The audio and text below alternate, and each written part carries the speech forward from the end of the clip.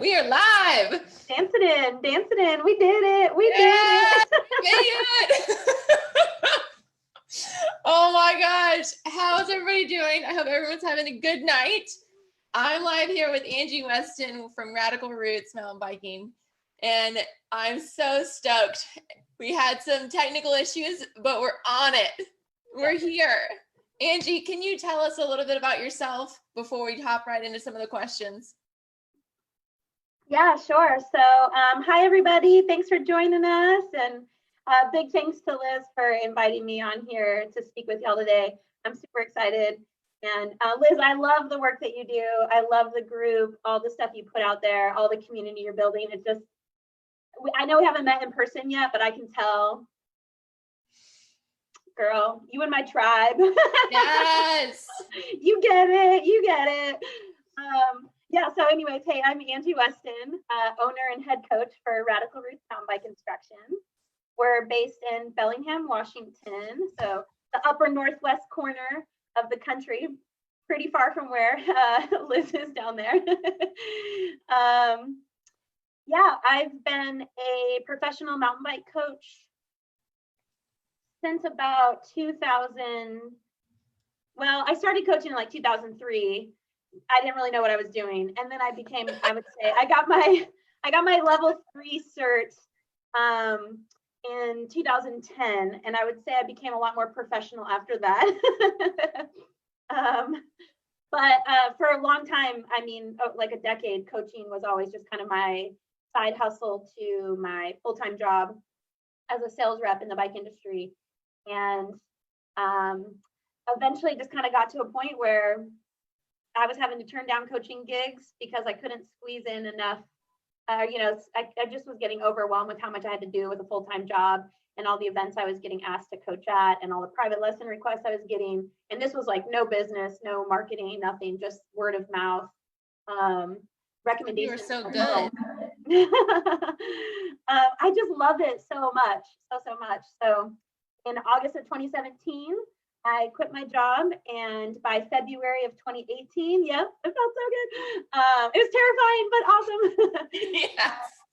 Yeah, and in early 2018, I launched Radical Roots, and it's funny because even through launching it and planning the business and doing all that, I was in the back of my mind, I was like, oh, I'm going to have a part-time job to bring in income while I do this, build this business up, but no, I mean, pretty much from the second the doors opened, it's been like full throttle. It's my full-time gig running the biz and coaching. And I'm now hiring people to help me. I have like 18 or so contractors that work with me throughout the year. And it's awesome. So basically, I'm living my dream.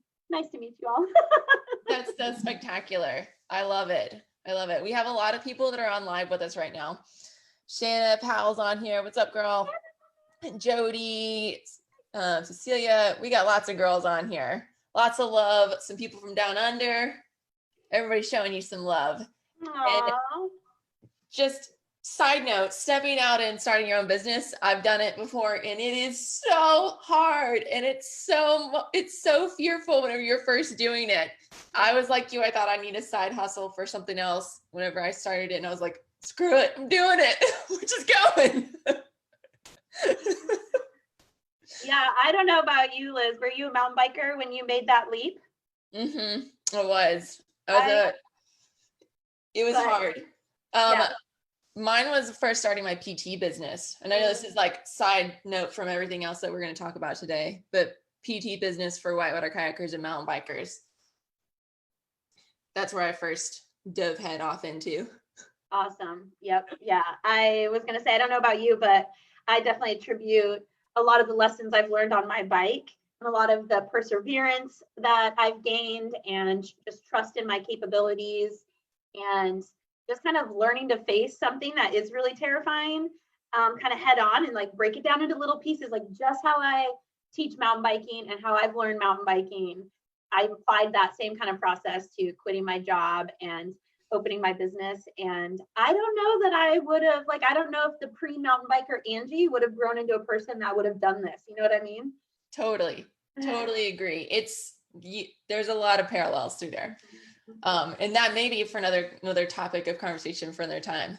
But today we wanted to talk about some beginner tips. There's a ton of new beginner mountain bikers here in the group, and I thought it would be great to have Angie in here to talk about some tips. We're also going to be mentioning one of the things that she talks and tells herself on the trail, and then there's a couple questions that I have on my list that some of the ladies asked about in the post. So yeah, Angie, tell us a little bit for all the beginner mountain bikers, and I'm sure pretty much anytime when you go back to the beginning, whenever you look at stuff, you can always relearn things and always hash them out and learn things better. So what are 3 top tips that you would recommend for the new mountain bikers in the group?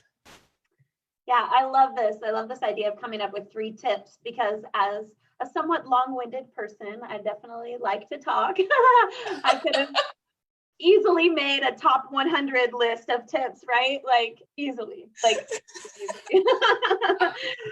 So, yeah, having to narrow it down to 3 was a bit of a challenge, but one that I really liked. So thanks for that. Great question, Liz. I've spent a bit of time thinking about it, and there is some sort of overlying themes to a lot of what I teach all mountain bikers, regardless if you're a beginner or not.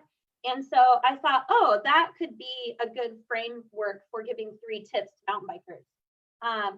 So the number 1 tip, or the number 1 overarching theme in a lot of the skills and stuff I teach, is balance. So number 1, if you're making notes at home, you can write these down. Number 1 is balance. And if you think about balancing on the bike, like that's your ultimate goal, right? Like that's what you're practicing when you're practicing your skills. That's what you're working on mastering. A lot of you out there who are new to the sport have hopefully have a friend of some sort or a relative who's kind of taking you under your wing to get you interested in it. They've probably given you some really great tips that are all rooted in this idea of balance, right? I'm sure most of you have heard level pedals, right? That's a really common thing we tell beginners. You don't want to just stand on one pedal and have it close to the ground while the other one's up in the air. You want to balance between the 2 pedals. Yep. You want to be balanced forward and aft, right? So if your bike's rolling down something steep, you get your butt back, right? A lot of tips are like butt back to go downhill, go down something steep or roll down something steep. Essentially, that's you balancing on the bike at that extreme angle. So I like to think of it as your number 1 job as a mountain biker is to find balance on your bike while it's moving through undulating terrain. So I know you interviewed Lindsay Richter on here. She probably said boobs to the bars or whatever. Yeah, that's a great tip for climbing because it gets your weight forward, which makes you balanced on the bike when it's at that angle. If you stay seated on a bike going uphill, you kind of pull it backwards and you're sort of off balance, right? So find balance, you know, those tips that you've been given. And sometimes it does seem overwhelming. I know as a beginner, for me, everybody I rode with had a new tip or pointer or trick to give me. And it just, your brain starts trying to remember all the things you were told. And you're like, gosh, there's so much to remember to mountain biking. And there is, it's a very technical sport. However, a lot of those tips are all rooted in having you just be optimally balanced on your bike. And if that sounds a little confusing, like, I don't know if I'm balanced, or I don't know if I've ever found balance on my bike, or I've never heard that term used before, I would say this is my little plug here. Beginners, take a lesson. So that was my number 1 is balance, is like, yeah, a mountain bike skills lesson is going to break down every skill into the little micro components. And a lot of those little micro components are all based on balance. So as a coach, I love to even do these static holds where I help my students find a balance point in a static setting. So if they're not really finding balance when they're going down something steep, I'll put their rear wheel up on like a picnic table or something and hold their bike, have them climb on. It sounds scary, but no, it's perfect. People trust me. I do it a lot. I got my jam down. I'll talk you through it. But I hold their bike in that downhill position and then allow them to figure out little micro movements to get balanced. And then they feel it. And that's the first step, right? Is you're learning new skills. It really helps to feel it at least once. Then you know what to replicate and to build muscle memory around. So number 1 is balance. And if you struggle with figuring that out, take a lesson. Yeah. Yes, I completely agree with that. I think I was just going to kind of segue before you went into number 2. balance is huge. I talk about it even with exercises too. And that if people are only doing trainer rides, they're not getting that balance point. And that doing like a core and balance training on top of that, because that's one of the biggest differences between road biking and mountain biking, is that you have to have that balance. You have to have that forward and back, that side to side movement. You have to be rotationally sound. And if you are only doing like trainer rides, you're not feeling that difference. And so that's making sure whenever you are putting in some other miles in, especially now, because stuff's closed down and you can't get out, but definitely take a skills clinic. It's like one of the best things that you guys can do for yourselves. And it's freaking awesome to get out there with a lot of other women and a lot of other people that are all in your same level. Because a lot of times whenever you're starting out, everybody else is above you and you're like, what happened to everybody? Why is everybody up there? Did I go the wrong way? And it's just really helpful to have other people around and going through the same struggles, the same challenges, and similar things that you are. So yeah, totally agree. All right, Angie, what's number 2? For sure. I'm glad you chimed in with that too, actually, because I made a note to say, I love your videos, Liz, because you really do drive home how important it is to build balance off the bike. And something I tell my students a lot is, yeah, there's so much to just getting on your bike that will improve your riding, but there's so much you can do off the bike, especially times like now, like we're in the middle of the COVID pandemic. A lot of people are staying home. There's so much you can do at your home to increase your core strength and balance. That doesn't even have to be on a bike, and you'll certainly notice it on the bike. So yeah, yoga, a lot of those balance drills. I have an Indo board, you know, the little balance board. I love that thing. Yes, I have ate it pretty hardcore a couple of times. Oh my gosh, do you have an Indo board video yet? Don't. You should do like just a little business idea for you. This is kind of how my brain works. Sorry. You know, like you're doing like row exercises and stuff. I'm sure you're teaching a lot of stuff about engaging back muscles and getting ladies using the proper muscle groups to lift their wheels off the ground. What if you did like an Indo board strength training routine all focused around mountain bikes? Oh my gosh. I would probably have to take like 3 or 4 different takes of it for me not falling off. Oh, but definitely, the idea has been planted. All right, cool. Make sure you tag me in that one when you post it. I will. You're like, Angie, this is for you. All right. Gosh. You guys ready for number 2, or do you have any questions from number 1? We have a lot of ladies saying that skills clinics are so much fun, totally worth it. Ladies from Nova Scotia on here, Massachusetts wants to do some clinics whenever things open back up. Jane said that balance is key. The ladies rides, they talk about it a lot, struggling and doing some slow speed stuff. Freaking love it. Oh yeah, track stands. You'll hear a lot about a lot of people's favorite skill to work on is track stands, and there's a lot of people working on their track stands right now while they can't ride.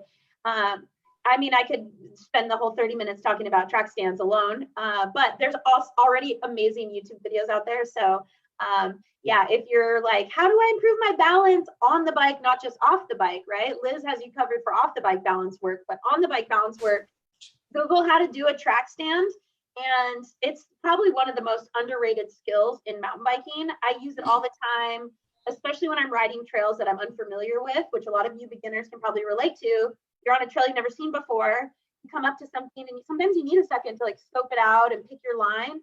And you can do that in a track stand and just be ready to roll it and ride it without having to step off and back on again and back up to get momentum and all the things. So I would say track stands definitely will improve your ride, and that is balancing your bike when it's staying still. You're not moving. So ultimate balance drill. I've definitely been working a lot on mine out in the yard. How are they coming along? They're doing good. I'm trying to work on doing some front wheel compression to bouncing over a stick.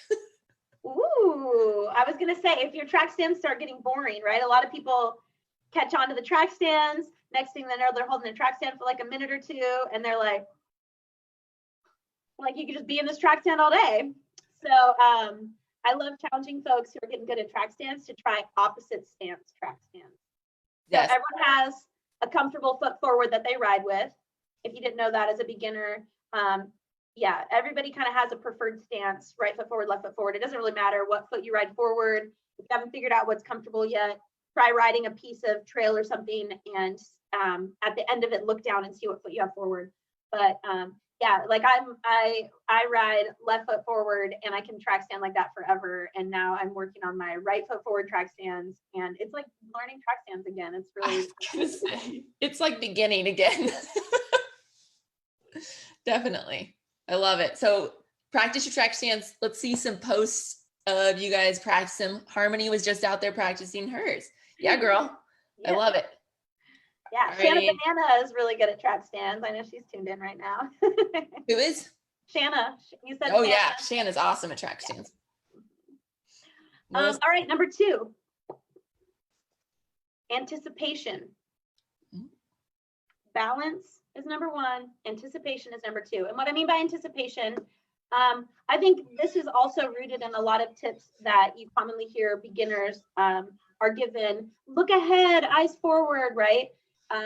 That's a big one. That's your brain can process so much of what's to come if you give it time to. So looking ahead really helps with that.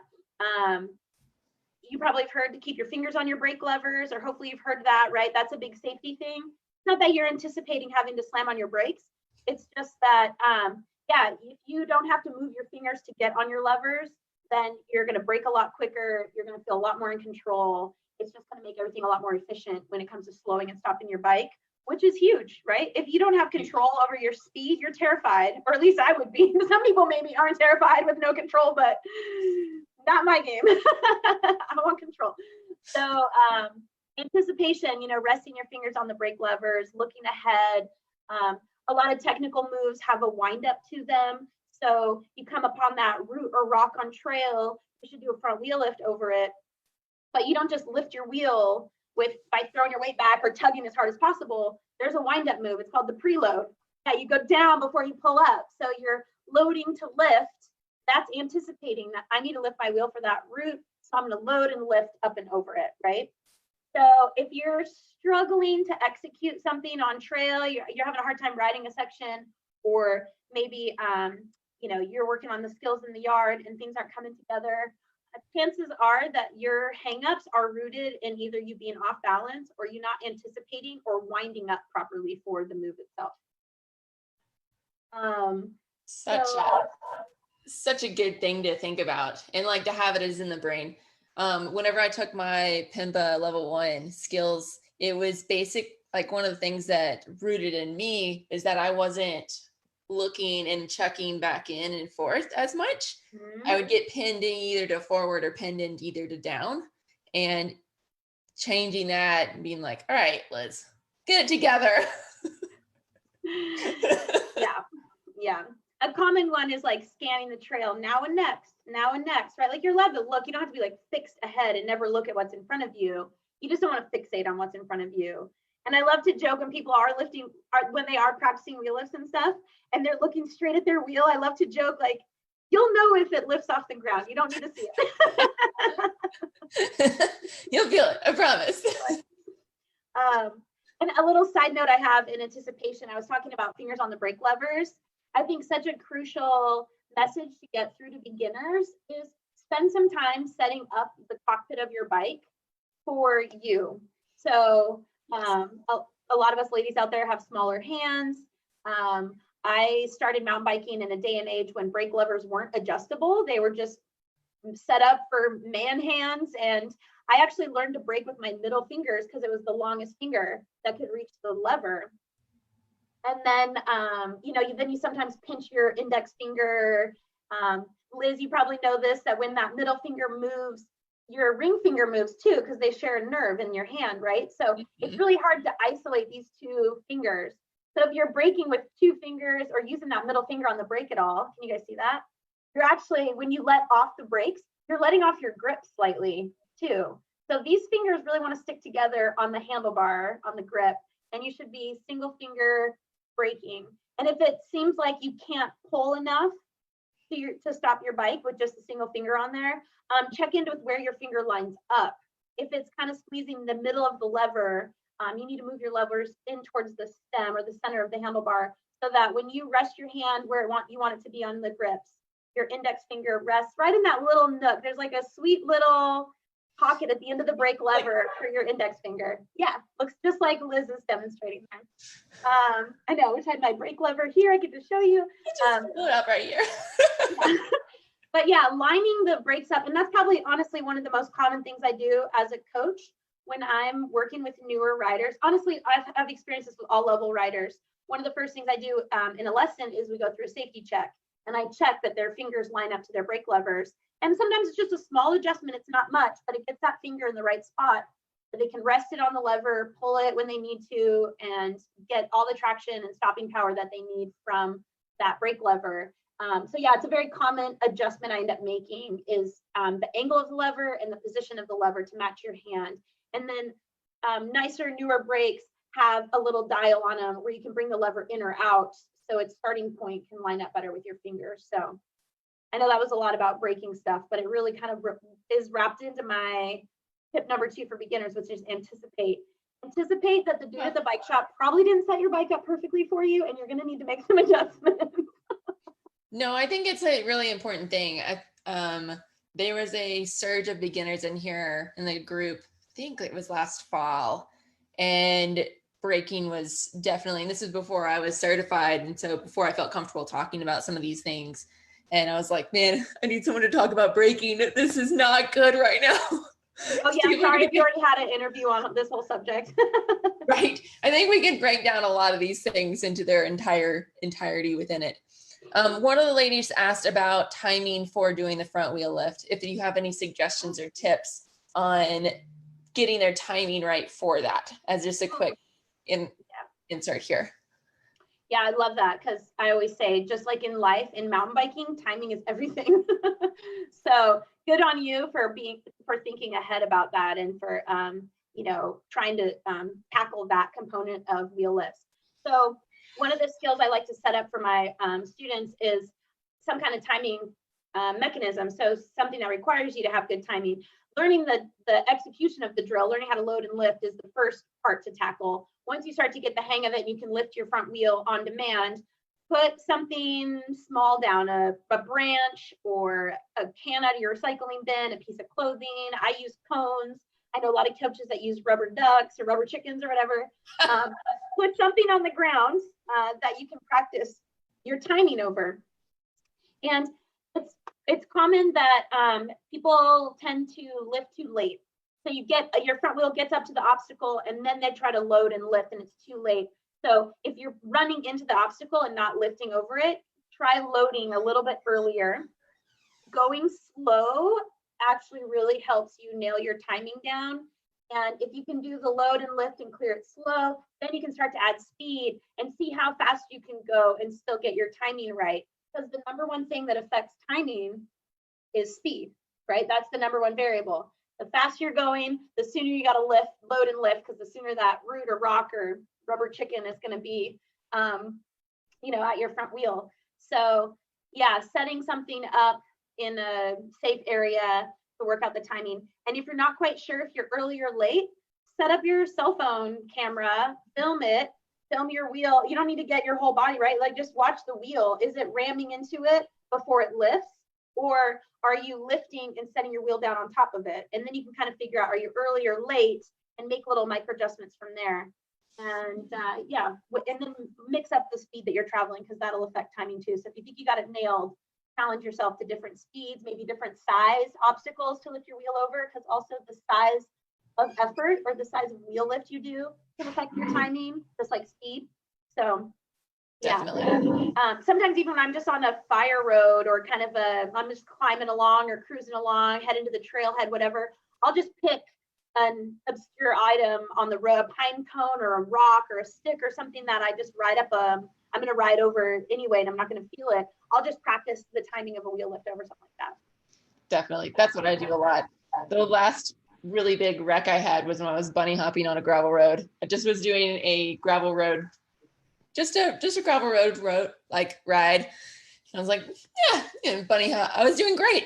It was like the 10th to 15th bunny hop that day. I just messed up. You know what went wrong? I do. So it was really wet outside, which is why I was on gravel. And I had been clearing all of them ahead without actually touching the logs or the other sticks. And in my brain, I was like, you know what? Somebody told me like if I can bump my front wheel on it, then I can actually get a little bit more oomph. I was like, I'll try it. And I was like, because it's pretty true, but not wet logs. If I'm hitting them at an angle and they're angled on the gravel road. It's all about the angle. Yeah, no, that technique you're talking about, we call that a bump jump. And that's kind of using a feature to get more lift out of your bunny hop. Awesome skill to be working on. Good for you.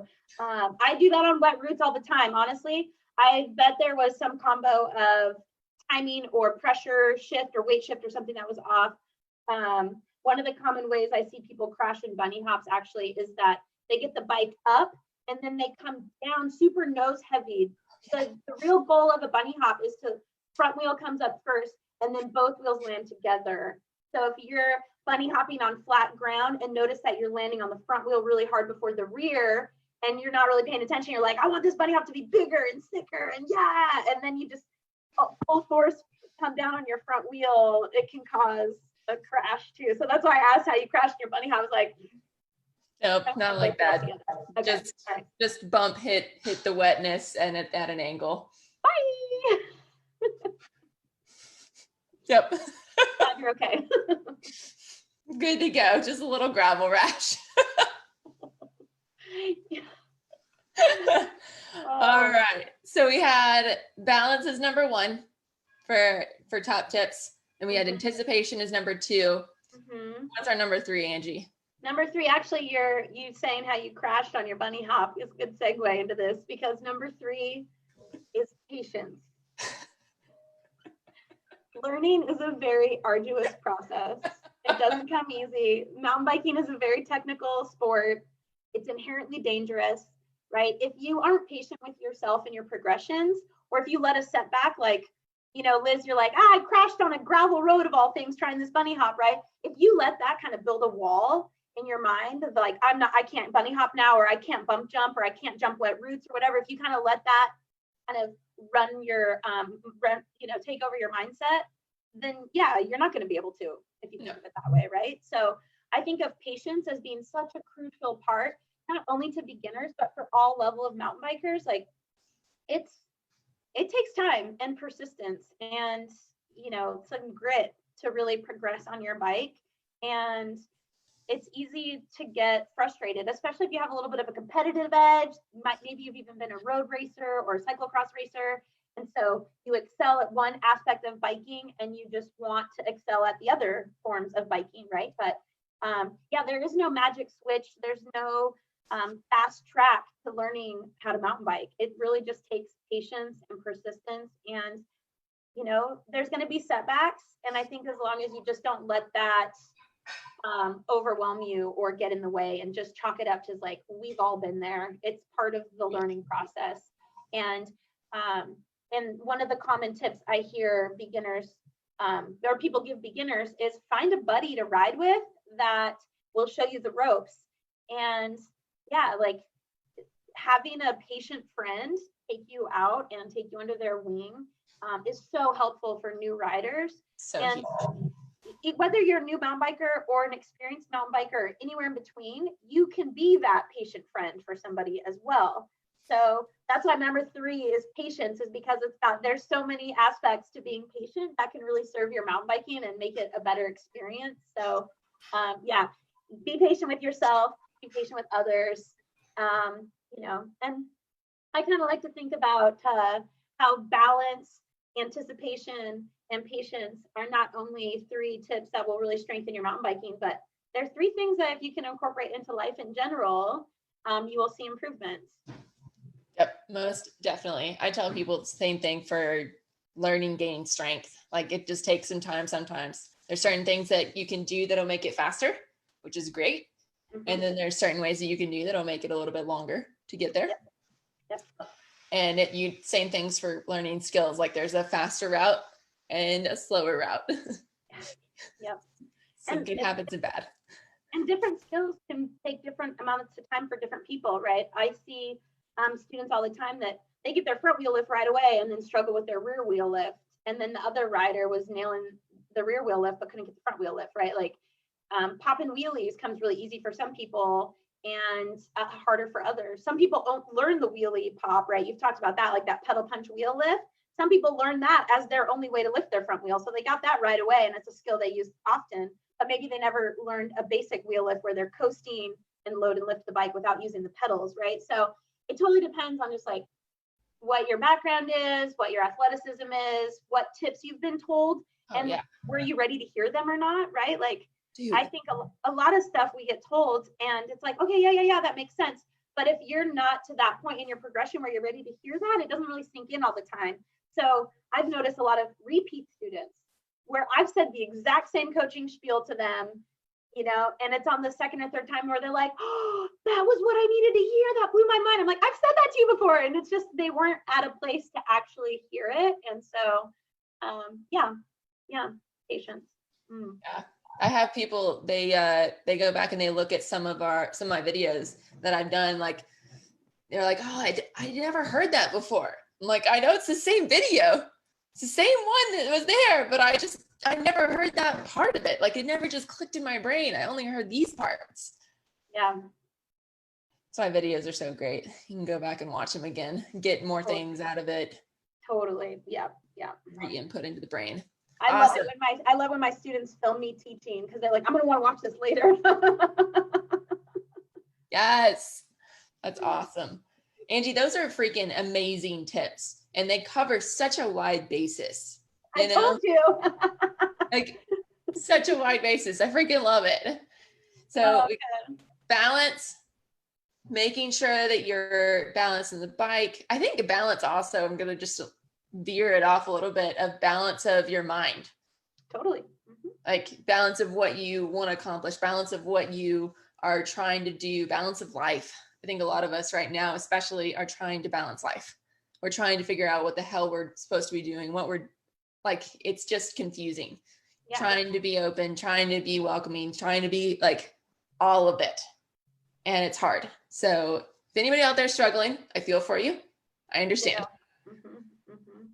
Yeah. So balance within that. And then anticipation, also fantastic. Timing, I think, is a huge part. Knowing what's ahead, thinking about what's ahead, not just what's right at your front wheel. And patience is huge. I love it. So Angie, we're going to talk a little bit. I asked you to think about what you tell yourself. What do you tell yourself when you're out there riding, or what are you working on right now? Yeah, I love it. Liz, when you asked me that, I was thinking about, I was like, what do I tell myself? I think you worded it. What do you tell yourself to push yourself? Or what do you say? What do you think to push yourself or something like that? Right. And I was like, do I really push myself? It made me think, I was like, to be honest, I go pretty easy on Angie. It's good to have it in your heart that you're easy on yourself too, though. But when it comes to like, okay, if I really got to wrap my brain around something, it's usually climbing. I would say that's my weakness. I can ride technical, break down the skills. That's my jam. I love it. But sometimes climbing, especially when I'm riding with my boyfriend or like Shanna or riders that can just crush me uphill. They're so strong. A lot of times, my mantra is just keep spinning, like a little Dory and Finding Nemo, right? Yeah. If that song doesn't give me enough fire, I start singing, what doesn't kill you makes you stronger. The last time I was out, I was climbing my like goal section that I wanted to make. And it was like my 5th time going out there and riding that section. I made it. And for some reason I had in my head, take me home, country roads. Just that part. I get it in my brain. A funny song I've had in my head for technical stuff or like big climbs is Tina Turner, I think, that sings, "What's love got to do with it?" Whatever can distract your brain or help relax you, you know, like, or make light of a situation, right? If you're in the pain cave suffering, like, try not to think about how much pain you're in and how, you know, it's easy to get caught up in like, oh, I'm so out of shape right now. Why didn't I go on that? Why haven't I been running or doing this or that? Or like, I've been riding enough, right? You can kind of be hard on yourself, and that's not serving you at all. I mean, it's good to analyze and, you know, have some personal progress, but honestly, like, yeah, if you're out there riding with people who are faster than you, they're just going to go uphill faster than you. There's no way around it. So you just try and make it your own ride and talk yourself through it. And that's why I love Just Keep Spinning, Just Keep Spinning. It's sort of that, just like, I'm just out here and this is what I'm doing right now, is I'm just turning the pedals over and I'll get to the top eventually and I'm not going to die. Right? I know. Definitely. For sure. Yeah. For sure. And, you know, so when I was thinking of my answer for this, Liz, I thought of those little songs and like how I could crack a joke about how I don't really push myself. And it kind of brought me back to another useful thing that I love for beginners to hear. Not even just beginners. I shouldn't even say that. Honestly, I think this is great for any rider when you're faced with something that you want to challenge yourself with, right? So there's that big rock roll on your local trail that you've been wanting to hit, or all your friends are riding it and they're telling you can do it, but you just aren't sure yet, or you're scared, right? There's some hang up, or like you have that, there's a section of climb that you're like really determined to clear one day, right? So I have a 4-step program in progressing. Okay, Angie's 4-step program for progression. And it's real simple. The first thing you need to do when you're facing that obstacle is, can you visualize success?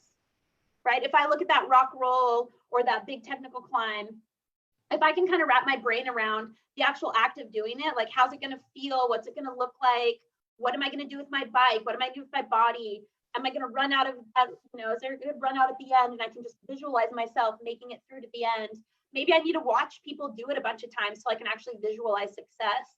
If you can visualize the success, that's a good starting point. If you look at that feature and all you see is everything that can go wrong and your heart races and you tense up, like that is a telltale sign that you're not ready to ride that feature yet. So if you can visualize success, do that. And actually by visualizing success, you're practicing.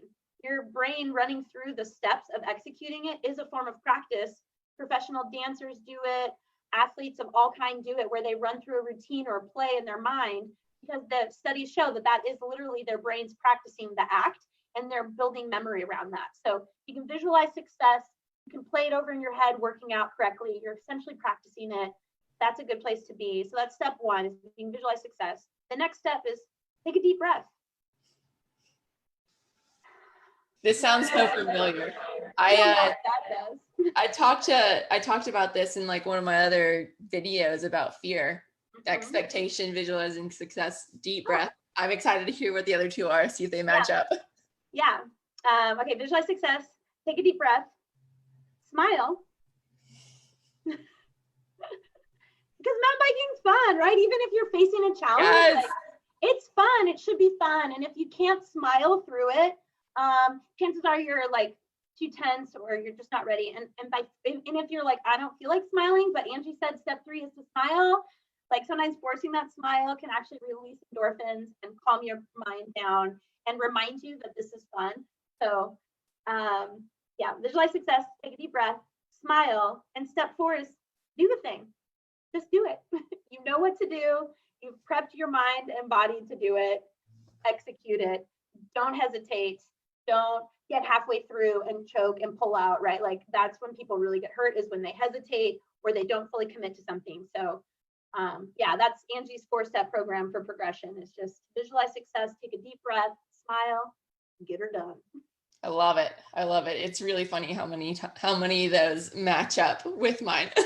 Yeah, I don't have the get her done on the end of it. That's the most important part.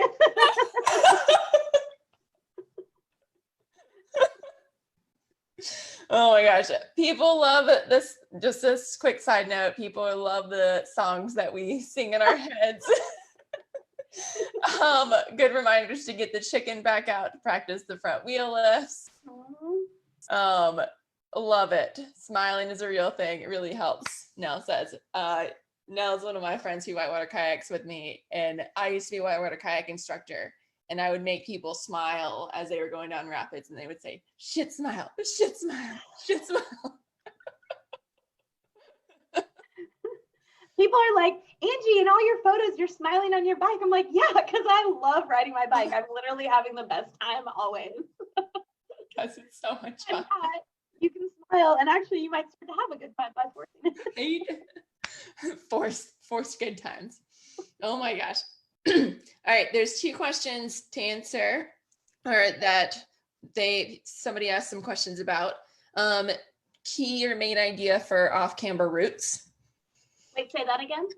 What are some key points or main ideas for hitting off-camber routes? Oh, she slows down too much, and then it doesn't help her out. Yeah, off-camber routes are tricky. So if you don't know what she means by off-camber route, it's like if you're on the trail bed and a route goes across the trail, either at an angle or like at a slope, right? Like if you were to just hit the route with your wheel, you might slide down or sideways off the trail. So basically it's a route that you can't really square up and hit at a 90 degree. I would say that's probably what she means by off-camber route, right? Yeah, I think again, that really comes down to wheel lifts. So if you come up to a route that is at an angle on the trail, if you just kind of ram it with your wheel, you're going to go in the direction the route is pointing you. If you can load and lift or like unweight your wheel up and over the route, it's going to have much less effect on your direction. So you're the captain of that ship. That's another one of my common sayings. Own that ship. So if you put that front wheel up and over the route, you're going to hold that line, and then maybe your rear wheel hits it. Your rear wheel sliding on a route isn't quite as scary or detrimental as your front wheel sliding on it. So sometimes you can kind of live with the rear wheel moving a little and then it gets up and over, or you can also kind of unweight or lift your rear wheel up and over the route, depending on the size. I would say my number 1 tip for that is find smaller off-camber routes that aren't as intimidating to you and practice your timing there and start to build your confidence, and then approach bigger routes. I think a real common misconception that people get in their minds when it comes to tackling routes and rocks on trail is that they need speed, and like speed is their friend. So they just like ram their wheel into it as hard as they can. And sometimes that works, right? You hit it hard enough and it's low enough to the ground, your wheel will kind of bounce right up and over it. But it doesn't feel very controlled. It doesn't look that good.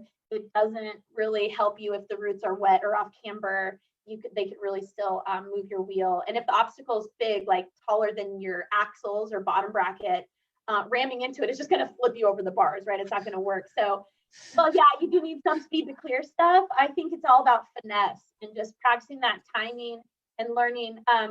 We call it aggressive finesse. So you're not just kind of in the back seat letting your bike flow, but you're like up there and you're putting it where you want it. You're putting that front wheel where you want it. You're in control. And yeah, the best way to really improve your control on the bike is practicing your skills and doing that stuff in a low consequence setting. Once you start to nail it there and you really start to nail your timing there, you're going to feel a lot better taking it to the trail and then taking it to those off-camber routes. Most definitely. Completely agreed. And then the last question of the day is rock gardens and how to keep looking forward and not just down at your front wheel. A tough one. Yeah. Yeah, rock gardens are some of my favorite. I love it. Especially out on the East Coast. You guys get some rock gardens that just keep going and going and going. So maybe you'll enter the rock garden with all this speed and you're like, yeah, I'm getting through. Oh, things are slowing down. I'm starting to bog down. And then your front wheel gets stuck somewhere, right? So yeah, I mean, looking ahead is usually one of my tips for getting through that rock garden. And if you're struggling to look ahead through the rock garden, it might be helpful maybe if you have a friend or someone kind of stand on the other end of it, or somebody you can follow through the line. Like I find we call it a toe in, right? When another rider that can make it through an obstacle toes you in and you get to follow their wheel. that really helps you keep your eyes up because you're watching their line. And so it's almost like a way to trick your brain to look ahead more. If you're really close to their wheel, you might even try looking in front of their front wheel to be looking ahead far enough. But yeah, having someone out there or someone just kind of shout someone at the end of the rock garden, like, look at me, look up here, right? Like that can kind of help you if you're really struggling at the end. Get your eyes up. Yeah. But yeah, I mean, when you get into the rock garden and you start to bog down a little bit, start to look at, pick your path and your line through it, you can kind of start to make some decisions. And then there's this technique called ratcheting, where it's essentially getting forward momentum when you don't have the time or space to make a full pedal stroke. You kind of ratchet your pedals, and that's giving you these little bursts of forward momentum. I find that in those really long rock gardens out east, if you can get into it, you get some wheel lifts going, and you start to slow down, maybe you just need to kind of ratchet to keep that momentum going without smashing your pedals on the rocks by making full pedal strokes. Does that make sense? Yeah, I think it does really well. We'll see if Stephanie is the one that asked that question, so she'll probably pop on a little bit later on. I don't think I see her on here right now. Okay. But hopefully that makes sense to her, and definitely as ratcheting, it helps a ton out east for those things. Yeah, I like to say if you're not, you don't have to ratchet, but if you don't, then you're probably riding like a hack and just smacking your pedals into things. So the ratcheting is a skill that definitely adds to your aggressive finesse on the trail. I love it, Angie. Fantastic. All right, ladies, thank you so much for coming on here with us. Some people said that you were the bomb.com, Angie. I love it. And everybody loved it. Thank you guys so much. And thank you, Angie. I really appreciate you coming on here. Where can they find you? Where can they get some more information from you? Do you have a YouTube channel? Are you on social media, other places? Tell me all the goods. All right. Well, my website is www.radicalrootsmtb.com. So radical spelled out RADICAL, like radical, rootsmtb.com.